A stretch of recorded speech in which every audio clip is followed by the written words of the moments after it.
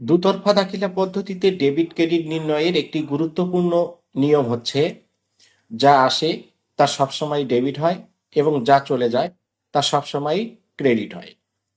ধরো তুমি ৫,০০০ টাকা মূল্যের একটি আসবাবপত্র ক্রয় করলে।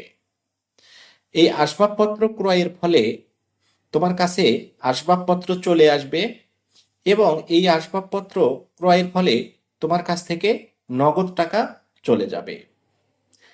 যা আসে তা ডেবিট এবং যা চলে যায় তা ক্রেডিট। এখানে আসবাবপত্র ক্রয়ের ফলে তোমার কাছে আসবাবপত্র এসেছে।